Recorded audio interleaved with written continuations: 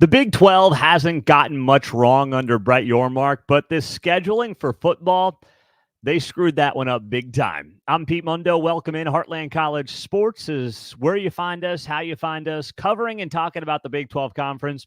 Thanks for being here, and thanks for being a part of the show. So you guys know, if you've listened to this show for some period of time, I am an enormous advocate and fan of what this league has done under Brett Yormark's leadership. But when it comes to this big scheduling plan that they put together, man, they messed up a lot of things.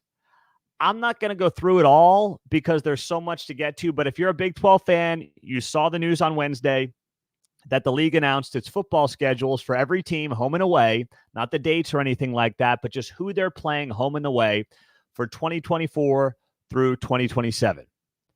And it was not a good look. Nobody was happy. There were a handful of protected rivalries, but certainly not enough when you actually dig into what the Big 12 ended up doing. It was wholly unimpressive what the Big 12 ended up doing. Let's just start off with Farmageddon. Farmageddon did not make the cut for annual rivalry games in the Big 12. That doesn't make an ounce of sense. Farmageddon goes back 106 years, and that game is now not going to be an annual game in the Big 12 when you're losing the Red River, you're losing Bedlam, you're losing some of the great rivalries in the sport. You've got to keep what you can. You've got to maintain what you've got. Rivalries going back over 100 years, and you throw them out the window. That is just not using your head, because what makes college sports great, what makes it better in large part, especially in my opinion, compared to pro sports, is the fact that the rivalries matter. The fans matter. The rivalries go back over 100 years, sometimes close to 150 at this point. And the Big 12 throughout a 106-year rivalry in Farmageddon, Kansas State, Iowa State, to make sure that Kansas State is playing Utah, and that's a good game, but to make sure Kansas State's playing UCF, Houston, it was a mistake from the get-go to not do pods. There was such an easy way to do this, and what this feels like is some stats nerd decided to plug all these teams into a machine somewhere in New York, and poof, this is what came out. And it's equitable and all these kind of big fancy words that corporate America likes to use. But in the end, college football is emotion.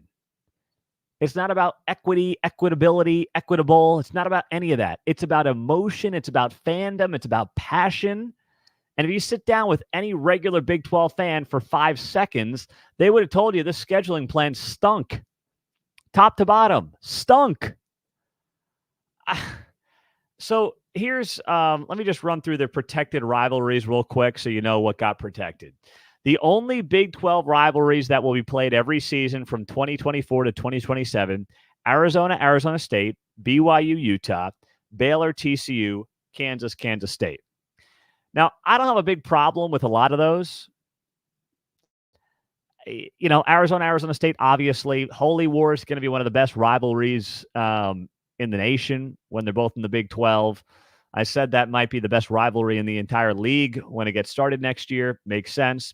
Kansas, Kansas State, obviously, you know, one of the few conferences that has both state schools in the same league in this era. Got to do that. Baylor, TCU is kind of whatever. I mean, yeah, it's a rivalry. They're the two private schools, formerly in the Southwest Conference, now in the Big 12 for the last 10 years or so. But I wouldn't call that a top 4 rivalry in this conference. Like, I'm not saying that they could only have 4, but if you could only have 4, I wouldn't have put that one in there. Yes, they played some great games. There was the drama back in 2014 around the college football playoff, and both teams were really good, and the tied for first place nonsense. Like, I remember all that. You remember all that. It's a good rivalry, but it's two smaller private schools in Texas, And I don't know if either side really considers itself a diehard rival of the other. They might have to now because Texas is gone, but is that going to be a big ratings draw for the Big 12? I can promise you it's not. It's not going to be a huge ratings draw for this league. So if you were held to 4, that would have not been in my top 4. But when you're dumping out Kansas State, Iowa State for a league that doesn't have a lot of rivalries to start with, I mean, geez, I would have thrown Colorado in there as one of the rivalries. An old Big 12 North school. Why the heck not? Right? Make it interesting. I don't know. Deion Sanders, Mike Gundy, ride that baby out as long as you can. Hope it lasts 4 years. If not, you've got 2 former Big 12 schools going at it. So at least there's something there to latch on to. Oklahoma State, Colorado is way more compelling. Even if Gundy is on a farm somewhere and Deion's coaching in the NFL, that's still far more compelling and probably does a better number than Baylor TCU. I just can't wrap my head around this thing. So how the Big 12 should have done this is simple. 4 pods, West, Southwest, Heartland, East. All right? And I mentioned this months ago. And I'll give you the 4 teams, and then I'll tell you how this should have played out. You've got 4 pods. In the West pod, Utah, BYU, Arizona, Arizona State. In the Southwest pod, Oklahoma State, Texas Tech, Baylor, TCU. Following? In the Heartland pod, former Big 12 North schools, Kansas, Kansas State, Colorado, Iowa State. And then in the East pod, UCF, West Virginia, Cincinnati, and Houston. Now, Houston fans hated this idea when I rolled it out, but you know what? They got 2 other teams from the AAC in there, in Cincinnati and UCF, and then West Virginia is kind of that natural East Coast school, obviously. So I think you latch those 3 together, and you say that's your East pod. It's not perfect, but it's the best I could come up with. And then what you do is you make sure you play your pod every year. So example, the Heartland pod, Kansas, Kansas State, Colorado, Iowa State, they play each other every year. The Southwest pod, Oklahoma State, Texas Tech, Baylor, TCU, all Big 12 schools at the core for the last several years. They play each other every year. And then the West pod, you got a lot of former Pac-12 schools plus BYU, Colorado, the Arizonas, and BYU. You play those schools every year in your pod. It also helps cut down on travel.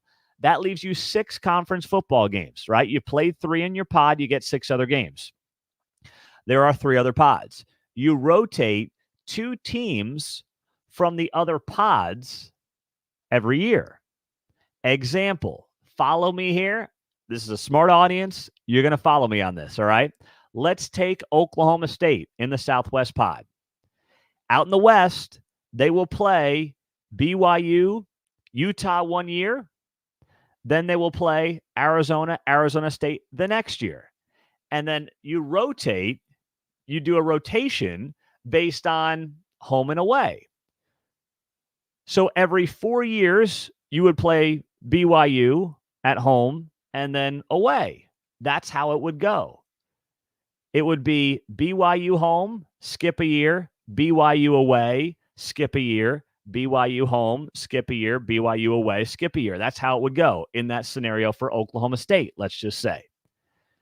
And it made all the sense in the world. Now, I will share this story with you. I was at Big 12 football media days this summer, and I was talking to some folks in the Big 12, and I happen to know a lot of them. And, they got a great group of guys, great group of people in the conference headquarters, very smart people who are running the show there. And I actually met I don't know if this is the guy that did this schedule, and I don't remember his name. But once again, nice guy. He's heavily involved with the schedule making. And we talked about making the schedule for this season because, you had this kind of awkward 14-team scenario this year. And, he talked about how there was a machine, and the machine kind of did a lot of the work. And what they punched out on Wednesday with the Big 12 schedule felt like it was punched out by a machine. And it felt like whoever decided on the protected rivalries has been around the Big 12 for like 8 seconds. That's what it felt like. I was so disappointed when I saw this whole thing roll out. I was like, how do you not protect some of these games? Austin's absolutely right on YouTube Live. Kansas State, Iowa State not being a protected rivalry is an absolute crime. And by the way, our own Brian Clinton wrote about this at heartlandcollegesports.com. Iowa State holds an edge in the all-time series 52-50-4. This is one of the great and, by the way, underappreciated rivalries in the entire sport. And the Big 12 just gave it up. Oh, gosh. Samuel puts on YouTube Live, I'm a Baylor fan. I'm lucky to have a protected rival, but even I'm unhappy. I wanted BYU. But half our schools have no rivals. This is absolutely insane. And here's the other thing the Big 12 had to think about. You had to think about building rivalries, right? And you can't build rivalries if you're playing a team once every 3 years. Samuel is right to point out the Big 12 does not have a lot of natural rivalries right now. That's okay, though. You can build those back up. And Colorado being back helps because the Big 12 teams know them. You've got Utah, BYU. You have Utah and the Arizona schools from the Pac-12. You have something to work with.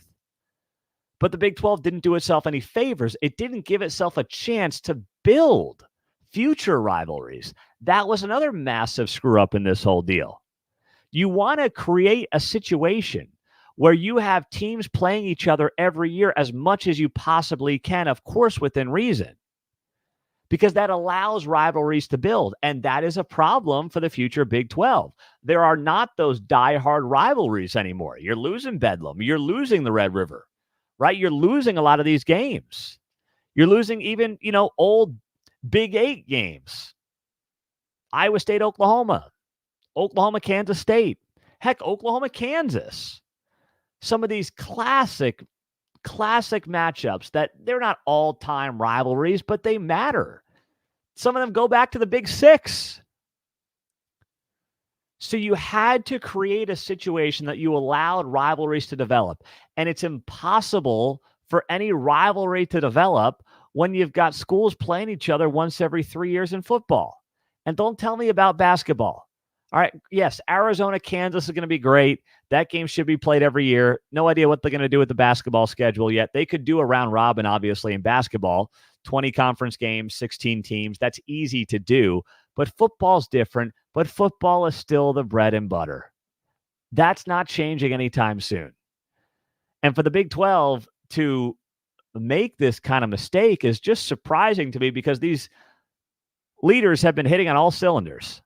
And this is the first time I'm like, this was a blunder. There's no doubt about it. So hit us up here on YouTube Live and on Facebook Live. We appreciate you joining us here on Heartland College Sports as we cover the Big 12 Conference from top to bottom. I almost gave you my radio station that I host the morning show at in Kansas City. So yeah, when you talk for a living and you talk on multiple platforms, sometimes you lose track of where you are at any given point in time. This is an interesting point by Scott. I'm glad you brought this up, Scott. West Virginia, Cincinnati could have been a natural annual game and rivalry. I like that. Once again, if you had them in a pod, which is what I proposed over the summer, if you had them in the East pod together, they would play each other every year. The Big 12 didn't want to do pods, and I don't know why. Mr. Jara, who's Oklahoma State's rival right now? They didn't get a protected rival. So they're just going to play a mishmash of teams every year. Like Oklahoma State should have had a protected rival. I would have given them a protected rival if I had only one, probably with Texas Tech. That's become a fun game over the last several years, but I would have put them in a pod. I would have had them in the Southwest pod with TCU, Baylor, and Texas Tech, along with Oklahoma State. All Big 12 teams, fan bases know each other. That's what I would have done with Oklahoma State. But now they just got a mishmash of teams. Do I think Oklahoma State's going to have a new rival on YouTube? No. How can I say they will when they're not going to play? They're not guaranteed to play a singular new Big 12 team every single year. Like, I think Oklahoma State, Utah could be fun and could build into something. You got Kyle Whittingham and Mike Gundy, two of the longest tenured coaches in all of college football at this point. But I think I saw they play each other. Maybe it's next year in a couple of years. And then, who the heck knows? Like, you can't develop a rivalry like that. It's just impossible to do. Now, this, Cassidy says, people like to complain. Fairest way is to have no yearly rivalry games. It will make it that much more fun when teams do play each other. With all due respect, Cassidy, I don't know if you... What's the nicest way to put this? Because I mean this with all the respect in the world. I don't know if you're new to college football and being a college football fan, but that's the worst idea I've ever heard. College football is what it is because of the annual rivalries. Michigan, Ohio State is what it is. That last weekend in November, that Thanksgiving weekend. Everyone knows when it is. You know when it's going to happen every year. Same with Oklahoma, Texas. You know when it is. You know when it's going to happen. That's the advantage that college sports has over the pros. You circle the date and you know when certain games are happening years in advance.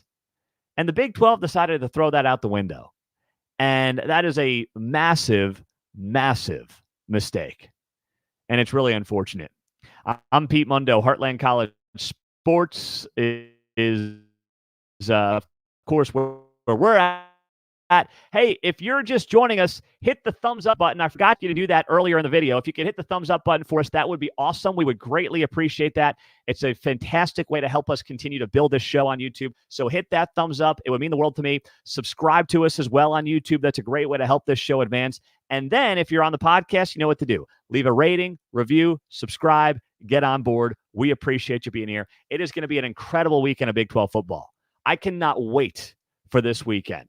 We have got by far the best weekend in the conference this year. And I just want to rank the games for you here real fast in the Big 12. 7 games on the schedule.